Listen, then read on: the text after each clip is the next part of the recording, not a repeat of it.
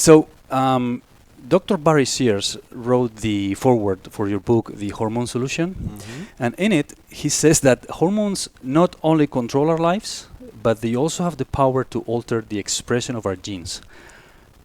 How so? What does he mean by that? Well, he means that hormones work on the most important part of our body. It's the activity, the metabolic activity. That's the working of enzymes. And so when you stimulate gene expression, which the hormones do, you stimulate the production of enzymes, and you have a lot of reactions that happen more and adequately with beneficial effects. So basically, it's the sort of leaders are that will stimulate the cells to work adequately. So please correct me if I'm wrong, but one of the main ideas in that book is that through proper nutrition, good lifestyle, and potentially the use of exogenous hormones, we can improve our lives and our health substantially, right? But why is it that hormones have such a bad press? Because they kind of do, right? Well, first of all, this is really traditional medicine. It's just an extension of what happened 100 years ago with a lot of evidence and very strong, much more than what we could call now today emergency medicine. The reason that it's not so much well accepted is that many physicians have been working in the emergency field and they don't understand that we would treat people who look healthy and make them healthier. And and there are two reasons that then raise fear, is they think it's not necessary, so it's maybe potentially dangerous and you could have a scare of hormones because it could give premature aging, cardiovascular diseases, and cancer, which it does not give normally if it's adequately treated. On the contrary, it would even protect against. But people just don't know that, and many physicians don't know that. They have a scare, they think it may happen with hormones, but in much less likely than with the latest anti-cholesterol medication, that some problems come, but it's at overdosages or imbalances. But when you give the adequate dose, you do just the opposite. Right. You will not only reduce premature aging, but possibly even reverse physical and mental aging. You will also probably decrease drastically the risk of cardiovascular. We see that in our patients really have a sort of top position, and you have also probably much decreased cancer risk. In our patients, for example, we have 30% less cancer in the study that I published, while we have very sick people coming in, which should have 30% more cancer, we have 30% less. And then the second reason, and this is absolutely amazing, is that it is thought that there's not enough scientific support for these studies, and people believe scientific is very important, but we have 10 to 100 times more double-blind placebo-controlled studies than almost any medication in the pharmacy that is not a hormone or not a vitamin or not a nutritional. Because we have studies since more than 70 years for most of the hormones. We have studies done by a lot of institutions all over the world. It's not only preserved by one firm. And for example, one of the most controversial hormone treatments, while it should not be controversial, is growth hormone in adults. And growth hormone in adults has more than 460 double-blind placebo-controlled studies. How much did sildenafil, the erection pill, the first one that came out on the market, have when it came on the market on PubMed, the most important data bank?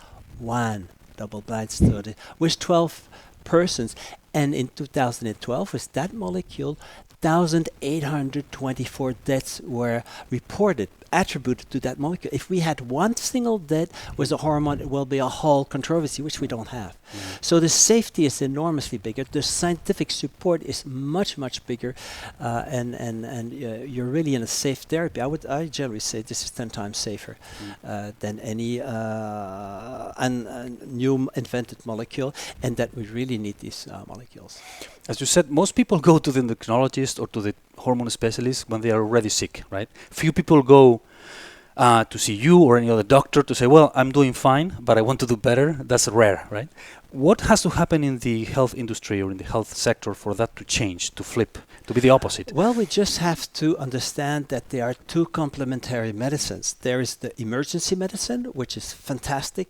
If I want my life to be saved, often it is better that I would take that new drug or I would go in the hospital and then I have a fine treatment. But for long-term treatment that you take several weeks, several months, you need the field medicine that we do, the healthy aging medicine, and that will be, when it's accepted, it has seen that this is very scientific, it has good results with very great safety, very few risk, if it's well balanced, then I think they medicine will completely change, and it's changing now.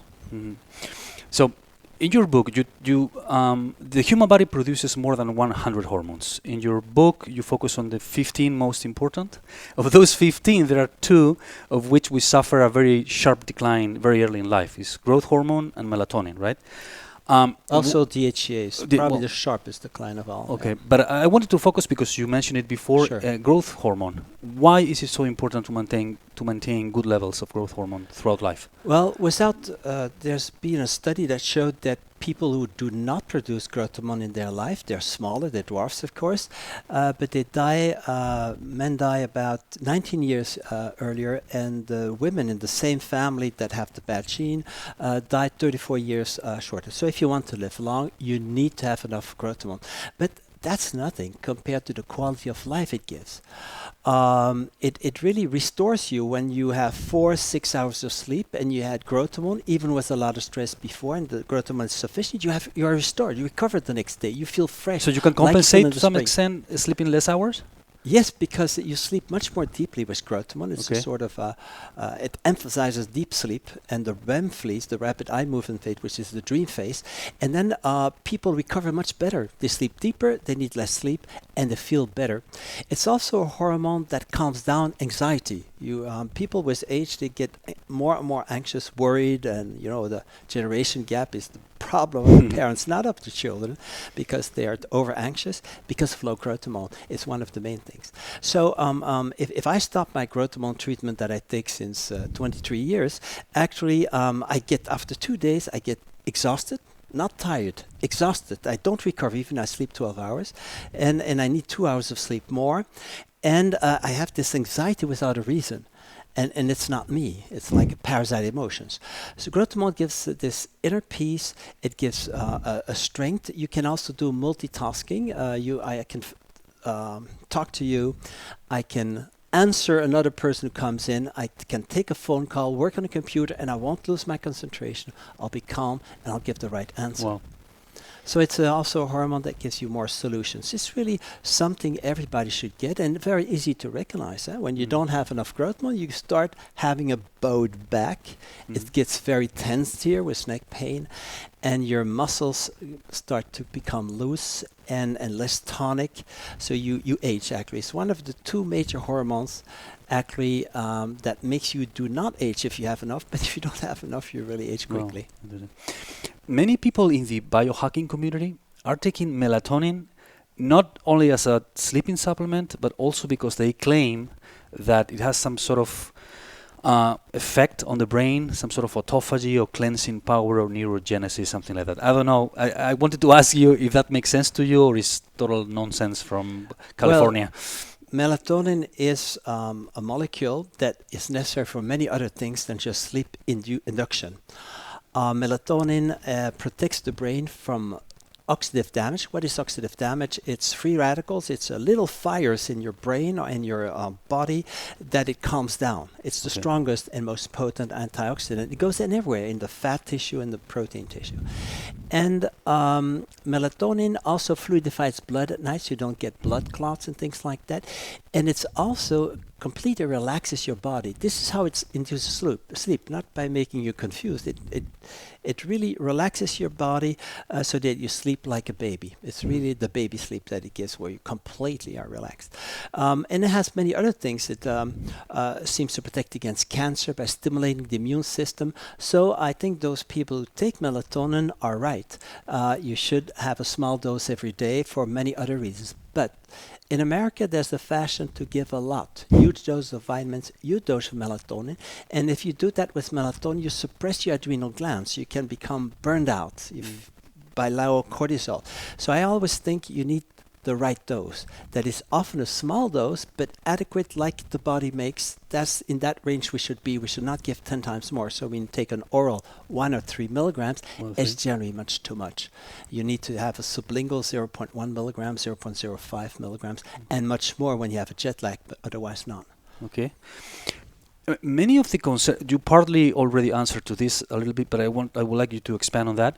So one of the main concerns that people have about taking hormones is that they think that they might develop some sort of tolerance or some sort of side effects, negative side effects. I am playing the devil's advocate here a little bit, but isn't that a reasonable concern to have to some extent for some people?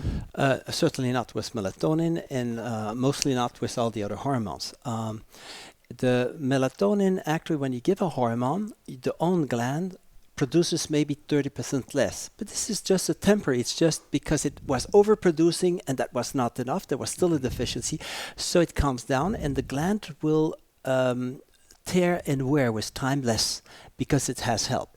If you stop such a treatment, has been shown for thyroid treatment and testosterone treatment, even 30 years later, you have exactly the same values after 2 or 3 weeks, it takes a little time, that you had initially. They were probably low, but they won't be lower and worse, which is surprising because there's an age-related decline that does not seem to occur in people who take the hormones.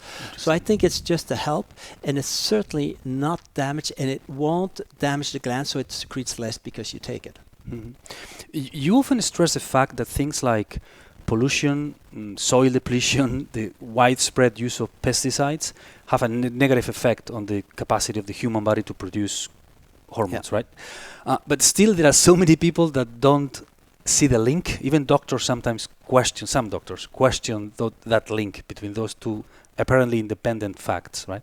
Could you please go over that mechanism? Why is that? Well, let's first talk what happens when you have a pollutant. And basically, when you have pollutants in your body, they go everywhere in the body. But they will go more in the organs that have a quick, rapid blood flow. And that's the endocrine glands. They have much more blood flow in the endocrine glands than the liver or the intestines. And so they will accumulate where they are brought more frequently and more often and more quickly. Okay. And the endocrine glands are very fragile, so they will be hurt by that. And many things do damage to the pesticides. They are called endocrine disruptors, and there's less and less physicians that oppose the idea. There's more and more physicians say it's real, but we don't know what to do. Well, what to do is actually you take hormones, so you depollute easier, drink a lot of water, you go in the sauna and things like that, but you avoid the pollutants in first instance. Don't drink in a plastic bottle, for example, water. That's full of plastic phthalates and things like that. They have done experiments. We have 3 health ministers, a Walloon, a Flemish, and the federal. Right. They all had phthalates in their blood. You know, when you buy meat packed up in plastics, that's often a little fat, and it takes the phthalates from the plastic. You eat plastic too. Right. What else can we do to diminish the impact of estrogenics in general? You said sauna. Sauna is a very good tool, right? Yeah, but that's to depollute. The first thing is to avoid the first place, right? So eat what you call the Paleolithic type diet. Eat the diet of our ancestors of organic vegetables and fruits, with meat also as organic as possible, and you will have much less pollution, but you will have, because there's industry, maybe 10 kilometers that send heavy metals and they go on the organic fields, vegetable green, but you will have much less. So I think that's the first. The second is to take hormones, especially thyroid hormones, make that you depollute easier. If you have a deficiency, please correct that. You'll depollute easier, and you will often lose the symptoms of pollution. Right. Well, you didn't do anything else than the thyroid. And then, of course, there are specific treatments, but they are not as helpful as providing hormones so that your body its own will detoxify the hormones. Interesting. You already touched a little bit also about nutrition, but I would like you also to expand a little bit on which are the basic dietary guidelines for a good health. Well, this is extremely important. I always say the first thing is not to take hormone supplements. The first thing is to correct your diet. Okay. So the Paleolithic type diet is the one that our ancestors had. And there are 2 things. One is completely unknown by the public. The other one is known by a lot of informed public, is that we need to eat the food that our body has adapted after millions of years, and that's basically it can proteins that meat, fish, and poultry, but not cooked in oil or things. You have to boil them, or you eat them raw, or you put them in the oven at 85 degrees Celsius or 185 degrees Fahrenheit. But you do not cook them in oil, not even in coconut oil, because there's always some toxic facts originated that make you sick, tired, and cancer later. You also eat vegetables and fruits. Fruits should be separate from the rest. And now the other item is that they didn't eat proteins in the evening in the prehistoric times. Never in the ashes of prehistoric fires that they found, did they find bones of animals. So they didn't eat proteins. What for? Because they went hunting in the morning, they catch the prey in the morning and ate the prey in the morning. Interesting. And they didn't eat it after, they didn't have a fridge, so it was full of flies, they were not going to eat it after. And sometimes they didn't manage to catch a prey, they went hunting in the afternoon, they continued hunting in the afternoon, they ate in the afternoon, they never ate in the evening. Otherwise we would have bones in ashes of fires. And sometimes they didn't hunt anything, so they had a rest of proteins, and the intestines is then flat, recovers. I am 61 years, I have a flat belly, but because I don't eat proteins in the evening. If you eat proteins in the evening, it puts your body in hypothyroidism. Normally, proteins should stay here 3 to 6 hours in the stomach and then go further, and at the end of the day, they are digested if you eat them in the morning. But if you eat them in the evening, it stays the whole night and the following morning, so maybe 12, 15 hours. And then you have a bloated belly lifelong and problems of obesity lifelong because of hypothyroidism during all that time. It slows down, a little bit technical for public, but it slows down the conversion of the prothyroid hormone T4 into the active thyroid hormone T3. So you, even with a good treatment, they have swollen eyes in the morning, they're puffy, have increased in fat and have increased in myxedema, waste products, because of this nighttime hypothyroidism. So these are the two things to do. And then, of course, to correct nutritional deficiencies like iron, zinc, vitamin A are the most important ones to stimulate hormone action also. But there are many others. There's also magnesium and things like that. So we correct that, and then you should take also hormones. Don't wait till you're 60 years old to take hormones. Right. You have to start on average at age 30, and then at 35 more hormones, and at 40 you should almost have the whole panel of hormones, and there are more than 15 hormone deficiencies because they are the worst, but we have a fantastic chance that we can correct them. You touch also a little bit on fasting. No, well, you didn't explicitly say fasting, but so the human body developed in a world of fasting, feasting, right? Eating, building tissues, breaking down like misfolded proteins, malfunctioning tissues, that kind of thing.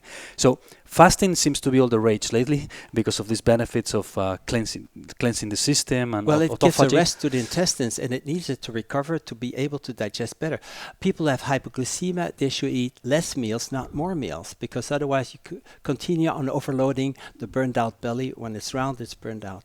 So you have to have a flat belly in between But meals. how would you recommend someone to explore fasting, someone that hasn't ever done it, for example? Well, simply skip your evening meals, that's all. And you start with that, that's already a miracle. And then you will see the change, your belly is going to get flatter. And you're going to have less intestinal gases and all other problems. The second thing is not eat too much proteins at lunch. You eat most of them in the morning. And you will see your digestion is going tremendously to improve, also if you follow the Paleolithic type diet. Okay. What is your take on coffee? Because, well, I know you don't like it or you don't recommend to take it, but there seems to be a lot of studies lately. I don't know who financed those studies, but that suggest that it's very dense in antioxidant, that kind of thing, and the net effect could be positive. That's what they claim. But I was very interested to know what you think. The problem is that it's a disaster for the hormones. Okay, it increases the cortisol at the wrong time. It increases the insulin, the fat-inducing hormone, so you have more cellulite and you have more fat on the belly. And then it decreases the growth hormone, which decreases the abdominal fat, and it decreases thyroid hormone. At least experiments in animals have shown that. And you cannot give an adequate thyroid treatment to somebody who takes coffee, especially the caffeine is delicious. You have about 2 to 3 times bigger prostate volume in people with high coffee drinking. The more coffee, the more bigger the prostate is. Okay. And I have to actually treat people with enlarged prostate or cyst in the breast, or more often in cancer in the breast also. So there's too many side effects if you take it on a regular pattern. But if you take it once a week or twice a week, 1 or 2 cups, I don't think it's dramatic. Okay. But not every day.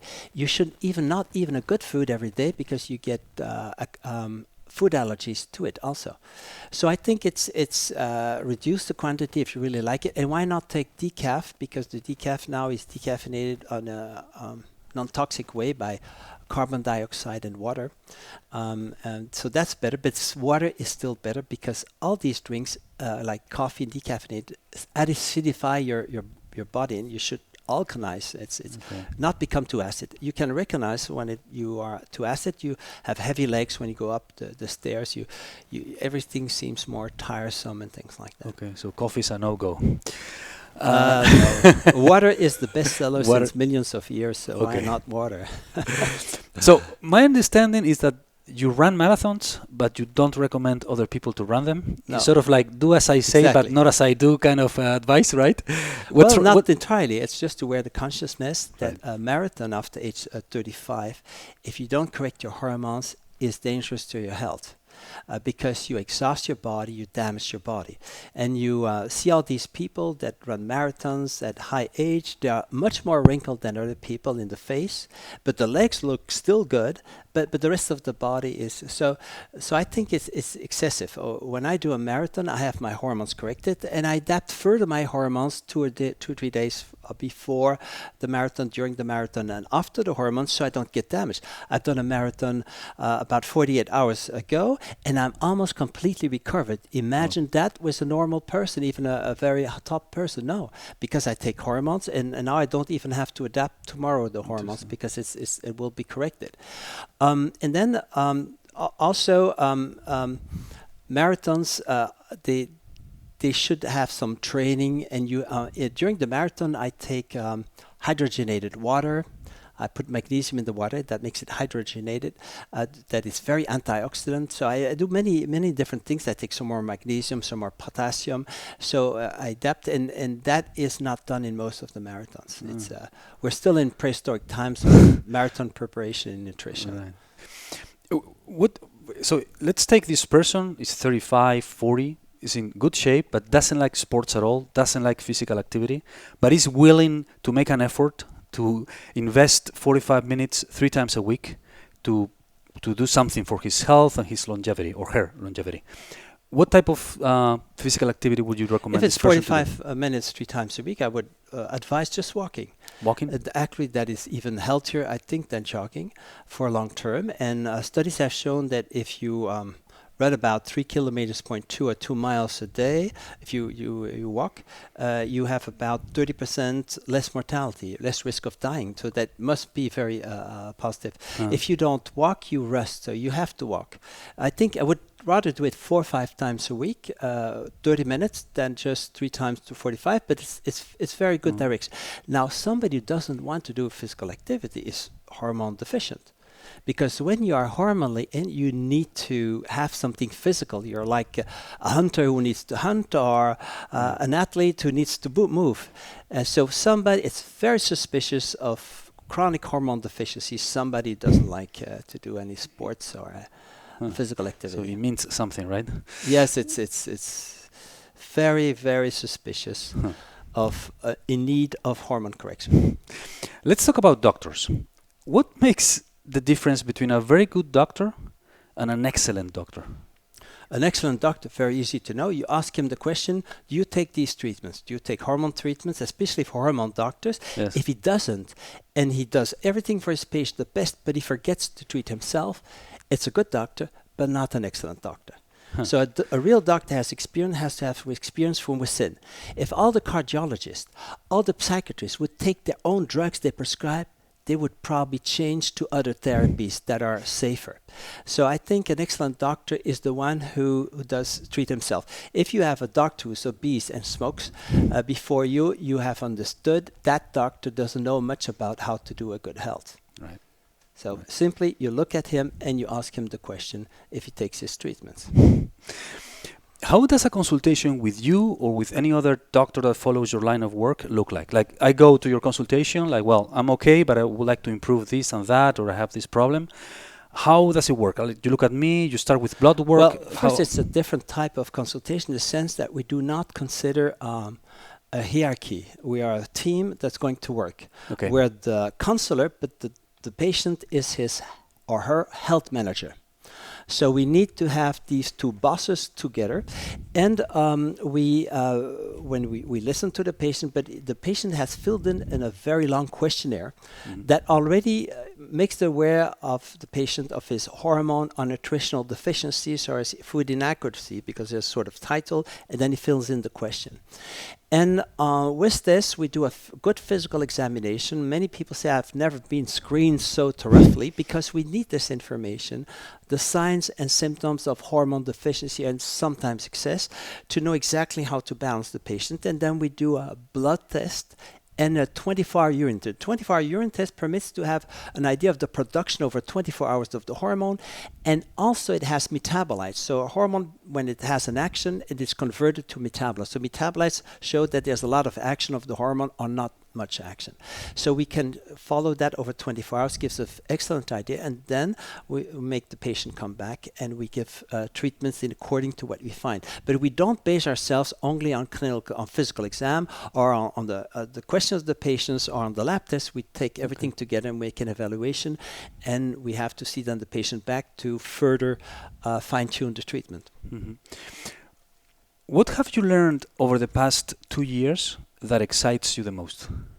Well, there's unbelievable things that are really happening. I would say two things that have, for me, been very impressive is peptide therapies. Peptides are little proteins, if you know, but when we talk about peptides now, it's mostly substances secreted by organs, and mostly the muscles, but sometimes the liver and other organs.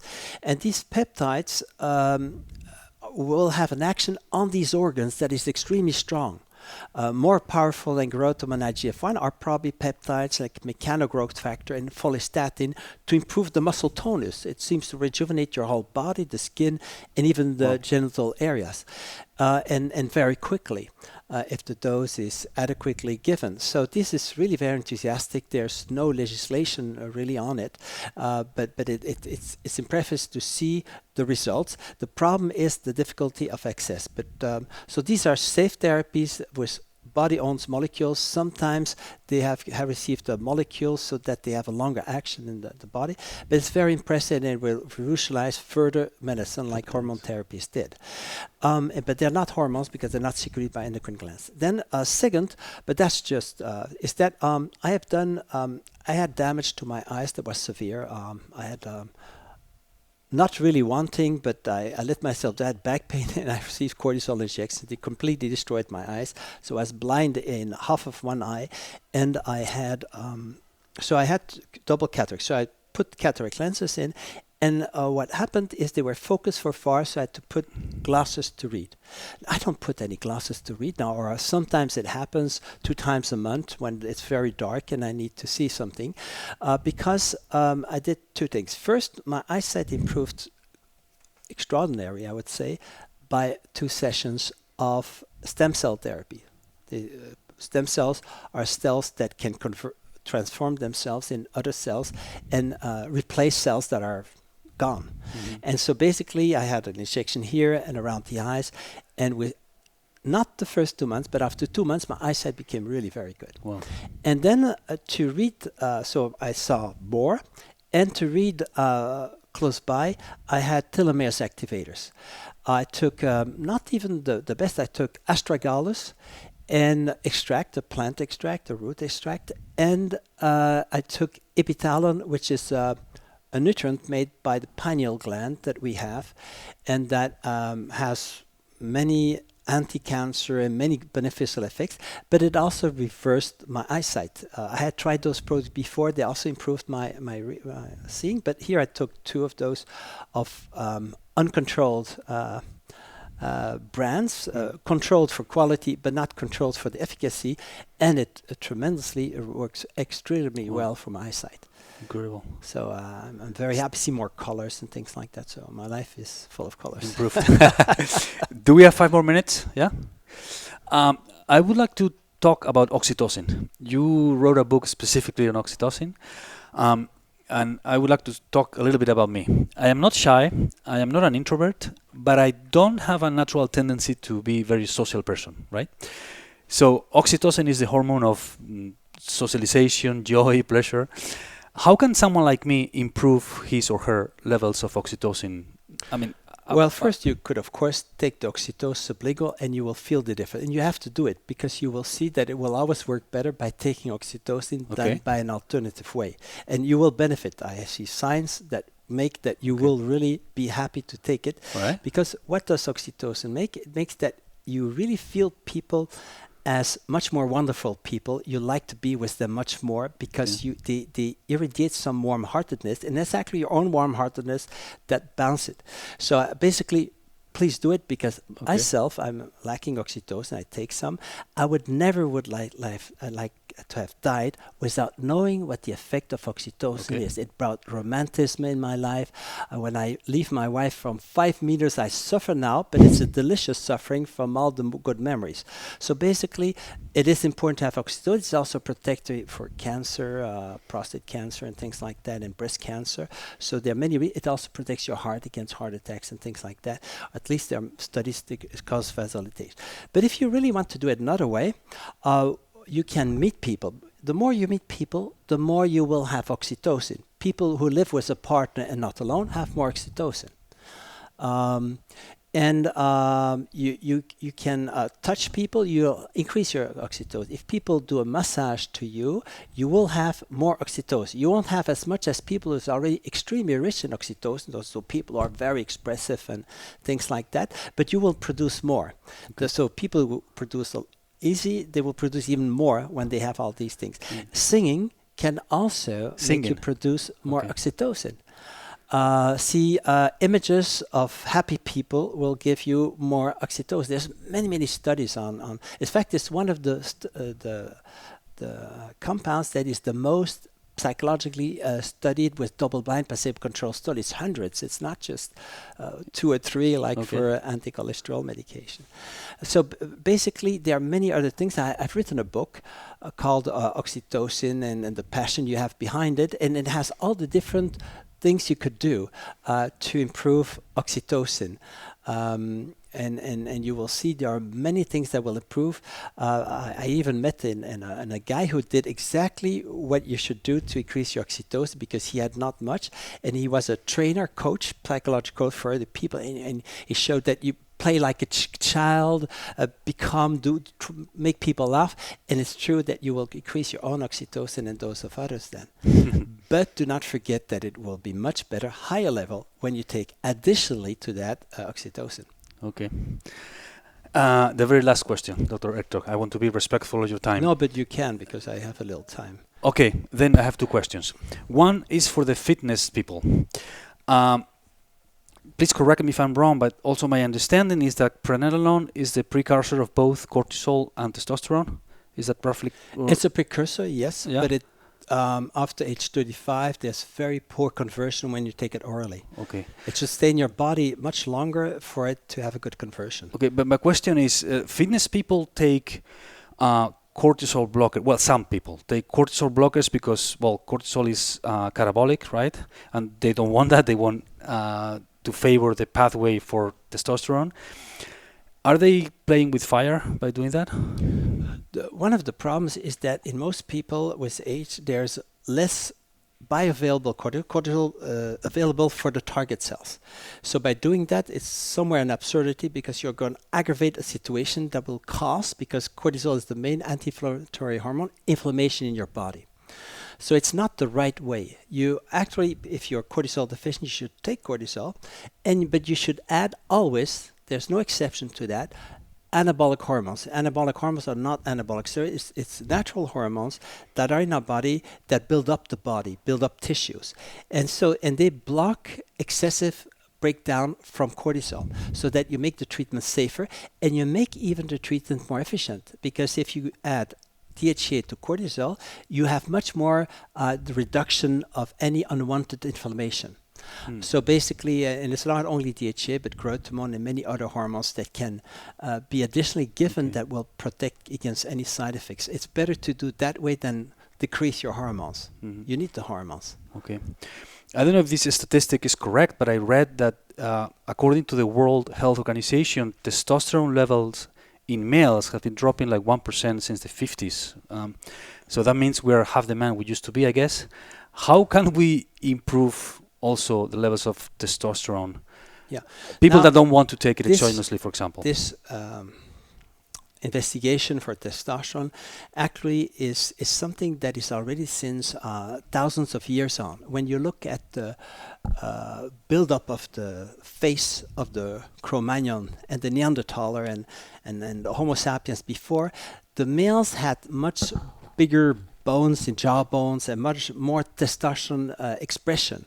So the testosterone is reducing not only now, it's increasingly decreasing now with pollution, but it was always decreasing, because if you want to live in society, you may not have too much testosterone, or you want to to be sometimes too violent and things like that.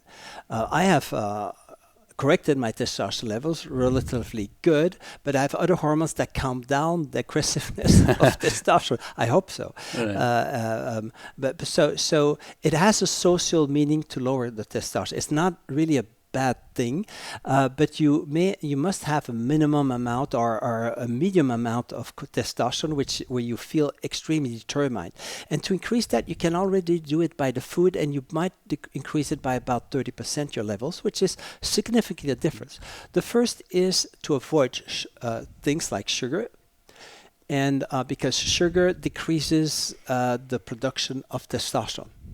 And if they do a test sometimes to see if you have diabetes, you drink a sugar drink and you decrease 8 hormones, and one of those is testosterone, by eating sugar. It's the same as you go in one of those big hamburger restaurants and you take a big milkshake. You will have an oral glucose tolerance test, and you will decrease 8 hormones during about 24 hours by doing that. So avoid doing that. And then the second is to eat protein-rich food like meat, fish less, but meat and poultry more, and but fish a bit, and then fat-rich food like ghee or clarified butter. From the Hindu, they take out the proteins, they give allergies, and that's the best butter. And egg yolk, and all these types of food, like also liver, organ meat, they are rich in healthy fat, actually, if you don't cook them at high temperature, and that increases your testosterone levels, and you will have better testosterone levels, surely. But do not drink your beer or alcohol, because that's a decrease about 30 to 40% the next day of testosterone. So the men who drink beer, they think they're men, but 10 years later, they are fat belly with beautiful breast. You should have a bra, right? And that's not being a man. So alcohol is also a no-go, right? Alcohol on a daily basis is certainly not good. It blocks 2 hormones more than others. Growth hormone. If I give a growth hormone treatment, it has almost zero effect if a person drinks even half a glass of alcohol a day. So they may have to limit alcohol to 2 days per week, the weekends, for example, to 1-2 glasses. And the testosterone also is inactivated, and you lower the growth hormone levels that are so important. It's one of the main hormones to keep you young. It decreases if you drink 1 or 2 glasses per day, about 70% your production of growth hormone, and that's just if you do it once. If you do it several times every day, it's 75% reduction. So if you want to premature age, continue on drinking your alcohol. You probably won't have so much cardiovascular disease, but there are 6 other causes of death that increase: by cancer, by accident, by violence, and things like that. And you will also premature age. Dr. Hertoghe. You have to eat palliative diet, and you'll be much happier with that, with oxytocin. Oxytocin. I will take oxytocin. Thank you very much. This has been welcome. This has been a masterclass, and thank you. I hope we'll do a round 2 maybe in the future. Yes, thank you. Thank you.